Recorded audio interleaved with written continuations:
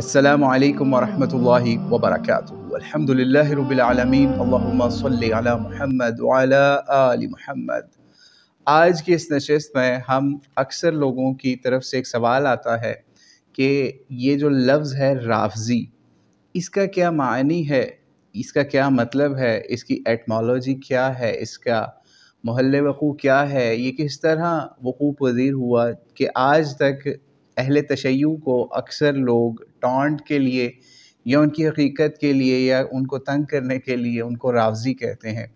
تو اس کی حقیقت آج ہم آپ کے سامنے آشکارا کرنے جا رہے ہیں۔ یہ ہمارے ہاتھ میں ایک کتاب ہے، اہل تشیع کی ہی کتاب ہے، اور ان کی معروف کتابوں میں سے ایک کتاب سمجھی جاتی ہے۔ اس کا نام ہے 14 ستارے۔ آپ اس کا ٹائٹل بھی دیکھ سکتے ہیں۔ اور اس کتاب کے اندر جب ہم دیکھ رہے تھے حضرت زید شہید رضی اللہ تعالیٰ عنہ علیہ السلام کے حالات زندگی، تو وہاں ہم نے یہ چیز پڑھی ہوئی تھی کہ رافضی کا لفظ کیسے ایجاد ہوا اور کس کی زبان سے کس موقع کے اوپر ایجاد ہوا۔ تو سوچا آج آپ کو بھی اس کا تعارف کرواتے چلیں۔ دراصل یہ کتاب جس کو ہم نے ابھی آپ کو کچھ تھوڑا سا تعارف کروایا، ٹائٹل دکھایا ہے، اس کتاب کے اندر دراصل انہوں نے 14 معصومین، یا جنہیں 14 یہ معصومین کہتے ہیں اہل تشیع حضرات، ان کے حالات زندگی اس کے اندر اکٹھے کیے گئے ہیں۔ اور اسی میں جب وہ حضرت امام زین العابدین کے حالات زندگی نقل کر رہے تھے تو ان کی اولادوں کا بھی پھر ذکر آیا۔ تو ان کی اولاد میں سے چونکہ ایک اہل تشیع کے بڑے امام بھی ہیں جن کا نام امام محمد الباقر رحمہ اللہ بھی بتایا جاتا ہے، یہ انہی کے بھائی کے بھی حالات زندگی اس کے ساتھ ہی تھوڑے سے معمولی سے ڈسکس کیے گئے۔ تو اس کے اندر انہوں نے امام زید شہید کا جب ذکر کیا تو آپ کہتے ہیں، لکھا ہوا ہی ہم یہاں سے پڑھنے لگے ہیں اور اس کا اسکرین شاٹ بھی آپ کو لگا دیتے ہیں انشاءاللہ، کہ آپ کی اولاد میں حضرت امام باقر کے بعد سب سے نمایاں حیثیت جناب زید شہید کی ہے۔ آپ 80 ہجری میں پیدا ہوئے اور 121 ہجری میں حشام بن عبد الملک سے تنگ آ کر اپنے ہم نوا تلاش کرنے لگے، اور یکم صفر 122 ہجری کو 40,000 کوفیوں سمیت میدان میں نکل آئے۔ عین موقع جنگ میں کوفیوں نے ساتھ چھوڑ دیا،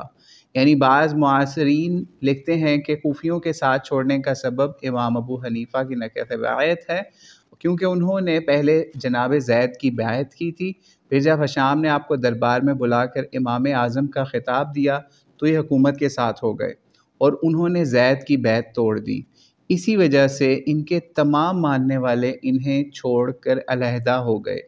اور اس وقت آپ نے فرمایا، یعنی امام زید شہید نے فرمایا، رفضتمونی، اے کوفیو تم نے میرا ساتھ چھوڑ دیا۔ اسی فرمانے کی وجہ سے کوفیوں کو رافضی کہا جاتا ہے۔ جہاں اس وقت چند افراد کے سوا کوئی بھی شیعہ نہ تھا، سب حضرت عثمان امیر معاویہ کے ماننے والے تھے۔ غرض یہ کہ دوران جنگ میں آپ کی پیشانی پر تیر لگا۔ آگے آپ کی شہادت کا دردناک واقعہ ہے، ابھی ہم وہ یہاں بیان نہیں کرنا چاہیں گے، لیکن آج صرف یہاں پر اس میں سے 308 پیج کے اوپر سے امام زید کا جب رافضیوں نے یا شیعوں نے یا ان کے لشکریوں نے ساتھ چھوڑا تو اس وقت یہ لفظ انہوں نے ان کے لیے استعمال کیا، یعنی انہوں نے تو اپنی زبان کے اندر ہی رفضتمونی کہا، اور اسی کے حاشیے کے اندر بھی اس کی کچھ ڈیٹیل ہے، وہ بھی ہم آپ کو انشاءاللہ لگا دیں گے۔ رفضنا الیوم کے الفاظ بھی اس کے اندر مل جاتے ہیں، یعنی تم لوگوں نے اس دن میرا ساتھ چھوڑ دیا، تو اس کا بھی ذکر اس کے حاشیے کے اندر آتا ہے۔ بہرحال اس کے حاشیے کو بھی ہم آپ کے اسکرین پہ ڈسپلے کروا دیتے ہیں اور پورا پیج بھی انشاءاللہ ڈسپلے کروا دیتے ہیں۔ تو آج ہمیں یہ چیز دیکھنے کی ضرورت ہے کہ جو بندہ بھی اس طرح فراری ہوتا ہے یا پھر علماء کا سامنا کرنے کی بجائے پہلے میدانوں میں آتا ہے، جیسے اللہ یاری صاحب بھی ایک عالم دین ہے شیعوں کے، وہ بھی کہیں فیق کرتے ہیں، للکارتے ہیں، جب لوگ سامنے آتے ہیں تو بھاگ جاتے ہیں۔ تو یہ حال جب اس طرح کے لوگوں کا ہوتا ہے تو پھر ان کو رافضی لوگ کہتے ہیں۔ آج بھی وہ لفظ امام زید شہید علیہ السلام کا بولا ہوا آج تک وہ لفظ زندہ ہے ہر اس شخص کے لیے جو بھگوڑا ہے۔ تو اس لیے جو بھی بھگوڑا بنے گا اور میدانوں کو چھوڑ کے بھاگے گا،